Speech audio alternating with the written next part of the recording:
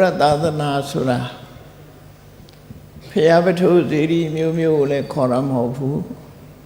ကျောင်းကနေနဲ့ယဟန်တန်ဃာတွေကိုခေါ်ရလည်းမဟုတ်ဘူးဘာကိုခေါ်ရတော့ဆိုမြတ်ဗုဒ္ဓရဲ့အဆုံးအမဖျားကဘာကိုဆုံးမခဲ့သလဲမြတ်စွာဘုရားရဲ့အဆုံးအမဒါအရေးကြီးတာပေါ့နော်မြတ်ဗုဒ္ဓရဲ့အဆုံးအမကို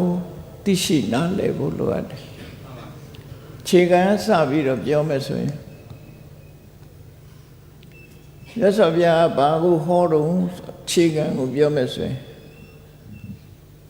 ကမ္မဝါဒကံတရားရဲ့အကြောင်းကိုမြတ်စွာဘုရားဟောတယ်ထိုကံတရားကနေပြီးတော့ထုတ်လုပ်တဲ့အကျိုးတရားကံကံဤအကျိုးကိုလက်ခံယုံကြည်တယ်ဆိုတဲ့အယူဝါဒအဲ့ဒါကိုဟောပြောခဲ့တယ်ကံကိုလည်းအတိမတ်ပြုတယ်ကံကအကျိုးပေးတဲ့အကျိုးတရားတွေကိုလည်းအတိမတ်ပြုတယ်အဲ့လိုအတိမတ်ပြုတဲ့ရှင်ထဲမှာဖြစ်ပေါ်လာတဲ့ကံဆိုတာရှိတယ်ကံရဲ့အကျိုးဆိုတာရှိတယ်လို့အတိဉာဏ်ဖြင့်စဉ်းစားပြီးတော့လက်ခံတဲ့သို့မဟုတ်လက်ခံတဲ့အတိဉာဏ်ဟာကမ္မတက္ကတာသမ္မာဒိဋ္ဌိလို့ခေါ်တယ်အဲ့တော့သမ္မာဒိဋ္ဌိဆိုတဲ့စကားလုံးဟာဘောရဘောဓရဲ့ယဉ်ထဲမှာရှိတယ်ဒုတိယဟာသမ္မာဒိဋ္ဌိ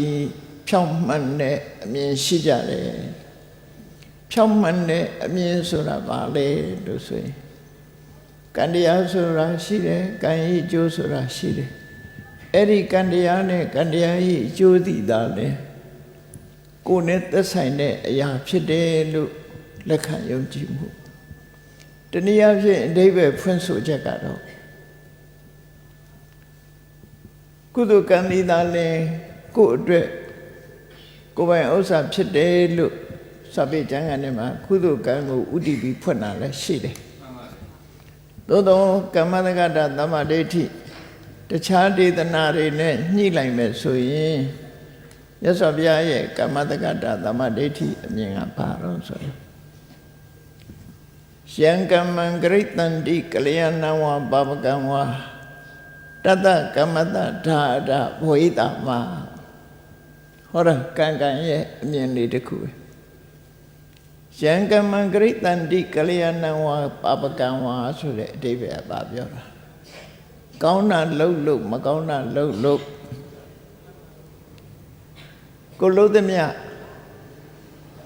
အလုပ်တွေဟာကိုလို့သမျှကိုယ့်ရင်ထဲမှာဖြစ်သွားတဲ့စေတနာတွေဟာကိုယ့်ရင်ထဲမှာဖြစ်သွားတဲ့စေတနာရဲ့ကောင်းကျိုးဆိုးကျိုးကိုကိုယ်ပဲခံစားရမယ်အမွေခံရမယ်ဆိုတဲ့အမြင်ပဲဖြစ်တယ်ကောင်းတာလုပ်ရင်ကောင်းတဲ့အကျိုးကိုမွေခံရမှာဖြစ်ပြီးမကောင်းတာလုပ်ရင်မကောင်းတဲ့အကျိုးကိုမွေခံရမယ်ဒါကမ္မတက္ကတာရဲ့အမြင်ပဲနော်ဒီအမြင်ဟာဘလောက်အရေးကြီးတယ်ဆိုတော့စဉ်းစားရမှာဖြစ်တမန်အဖြစ်တော့ကိုလို့တာကိုနဲ့သက်ဆိုင်တယ်လို့ဆိုတဲ့ဒီအမြင်ငါကောင်းတာလုပ်ရင်ကောင်းတာရမယ်မကောင်းတာလုပ်ရင်မကောင်းတာရမယ်ဆိုတဲ့ဒီအမြင်ဟာဘလောက်အရေးပါတယ်လဲဆိုရင်လူဘဝမှာလူတော်လူကောင်းဖြစ်ဖို့အတွက်လမ်းကြောင်းချပေးခြင်းပဲဖြစ်တယ်စဉ်းစားကြည့်လေကောင်းတာလုပ်လို့ဆိုတာလုပ်လို့ကောင်းတာလုပ်လဲကောင်းတာမဖြစ်ပါဘူးဆိုတာလုပ်လဲဆိုတာမဖြစ်ပါဘူးလို့ယူဆတဲ့ပုဂ္ဂိုလ်တယောက်ဟာကောင်းတာကိုလုပ်ပါမလားမလုပ်ဘူးသူဟာအကောင်းအဆိုးယုံကြည်မှုမရှိဘူးကောင်းတာလုပ်လဲခဏခေတ်မှလဲလူတွေမျက်စိလဲစရာရှိတယ်ပေါ့မကောင်းတာလုပ်တဲ့လူတွေကြီးပွားနေတယ်ကောင်းတာလုပ်တဲ့လူတွေကမွဲနေတယ်ကြီးပွားခြင်းမွဲခြင်းဟာတခြားအကြောင်းရှိတယ်သို့တော့အဲ့ဒီအကြောင်းကိုမသိဘဲနဲ့ကောင်းတာလုပ်လို့မွဲတယ်မကောင်းတာလုပ်လို့ချမ်းသာတယ်လို့အမြင်ဆောင်သွားတဲ့လူတွေလည်းရှိတယ်တကယ်ကတော့သဘာဝတရားဆိုတာကောင်းတာလုပ်ရင်ကောင်းတဲ့အလုပ်ဒီကောင်းကျိုးကိုပဲပေးမှာဖြစ်တယ် မကောင်းတဲ့အလုပ်ဒီမကောင်းကျိုးကိုပေးမယ်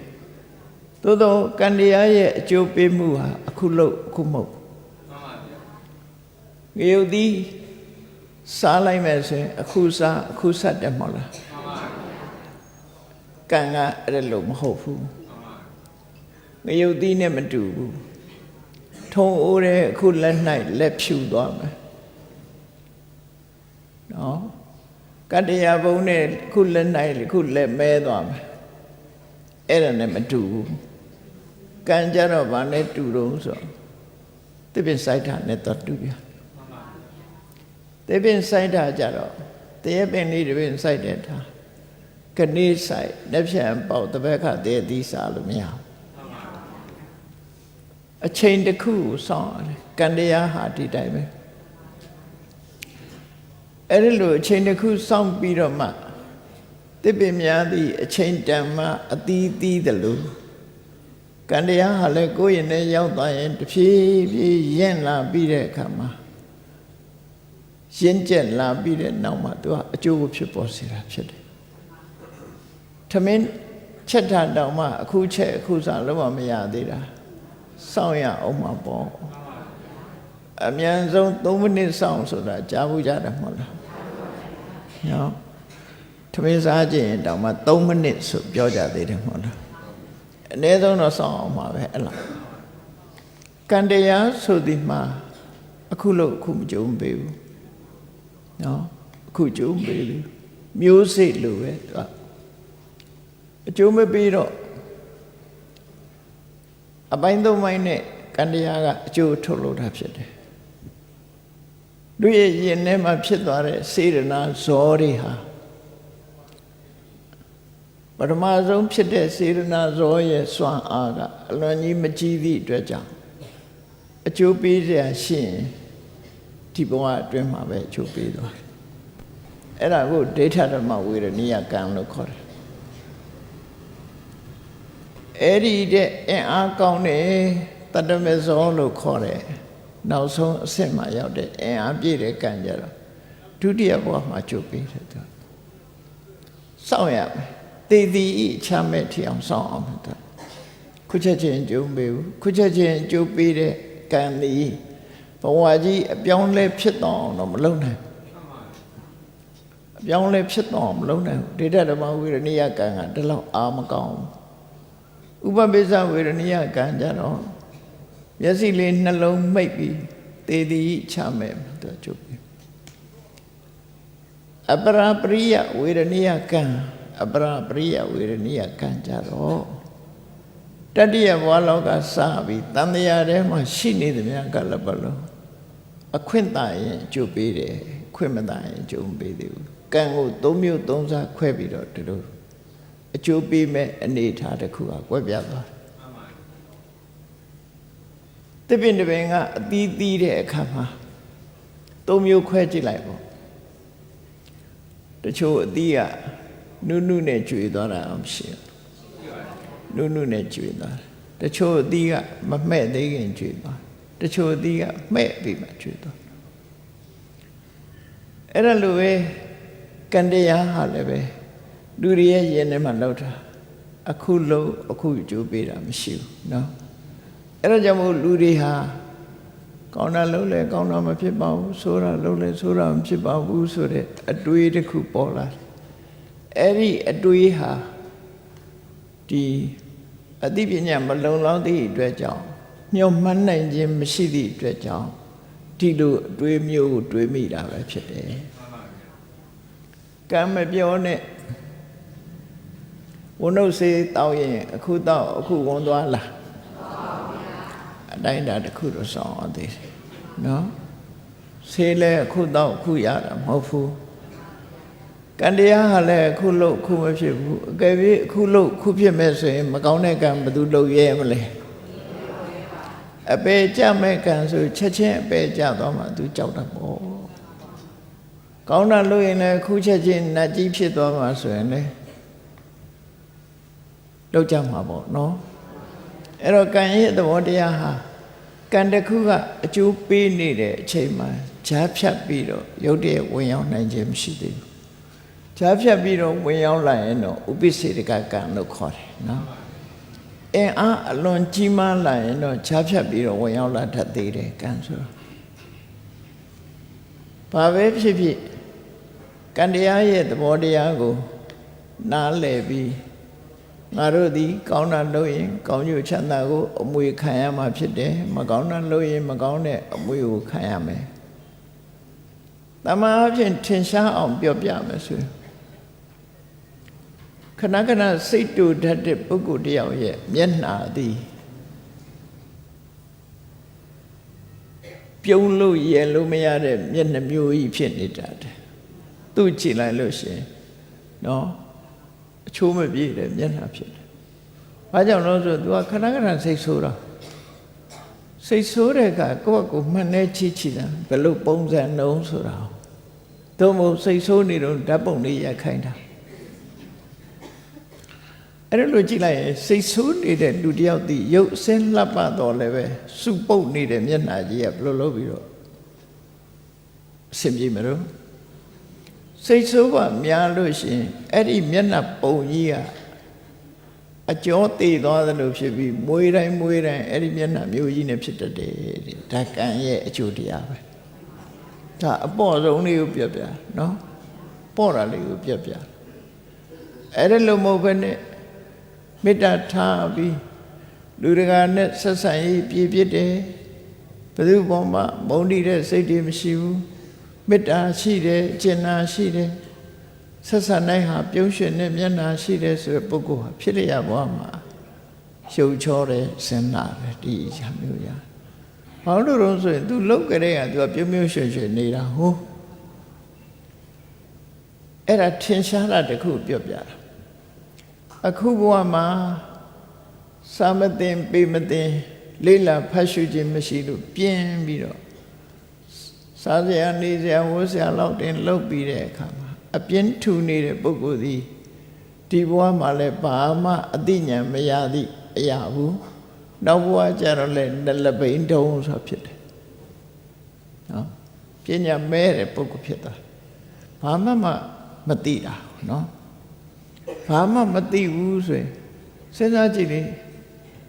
ပကံမျိုးမနေတဲ့လူတွေပကံသမိုင်းကိုအကုန်လုံးသိကြရဲ့လားလို့မေးချင်နော်ဘာလို့မသိတာ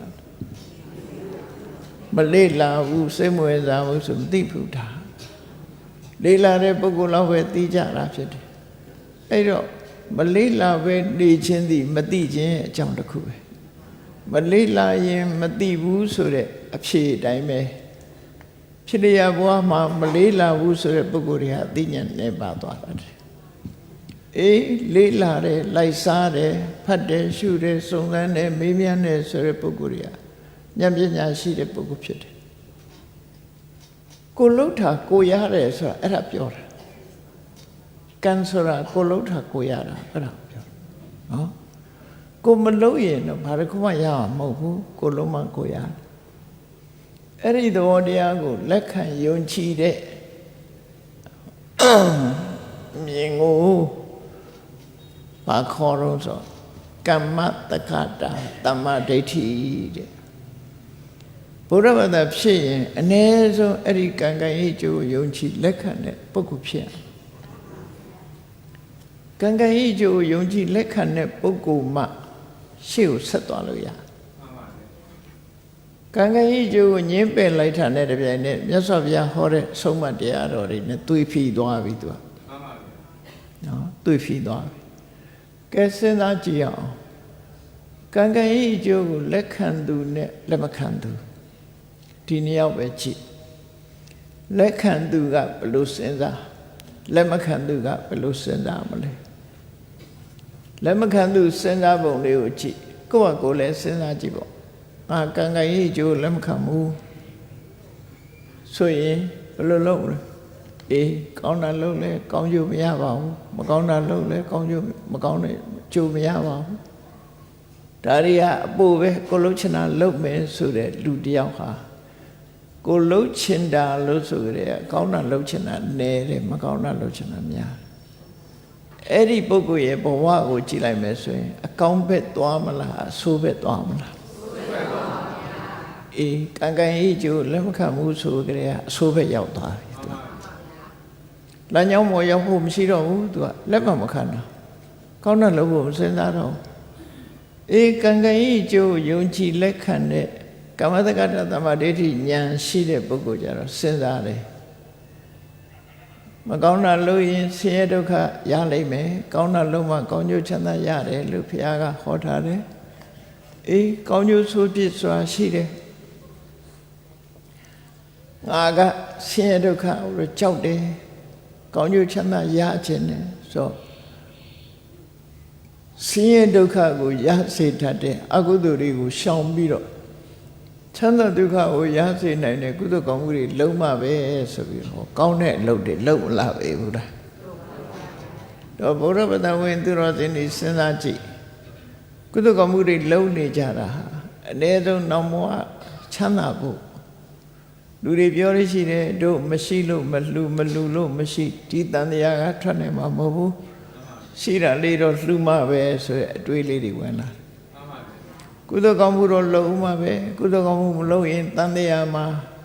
လူဘဝနှိမ့်ချသွားလိမ့်မယ်ကုသိုလ်တော့လုပ်မှပဲဒါယုံကြည်တာပဲလေအဲ့ဒါလိုယုံကြည်လို့ကောင်းတဲ့အလုပ်တွေဟာလုပ်ဖြစ်သွားတာအဲ့တော့ရလက်အနေနဲ့ကြည့်မကောင်းဘူးလားလမ်းကြောင်းပွင့်သွားတယ်လို့ပြောအဲ့ဒါလိုမဟုတ်ဘဲနဲ့ငါတို့ဟာဘုရားသခင်ကဖန်ဆင်းလို့ဘုရားသခင်ရဲ့အလိုတော်ချပဲလို့ဆိုတဲ့ပုဂ္ဂိုလ်ဟာလည်းပဲကောင်းတဲ့လုပ်ဖို့စဉ်းစားမှမဟုတ်တော့ဘူးနော်ဘာဖြစ်လို့တော့ဆိုရင်သူ့ကိုဆုံးဖြတ်ပေးနေတာ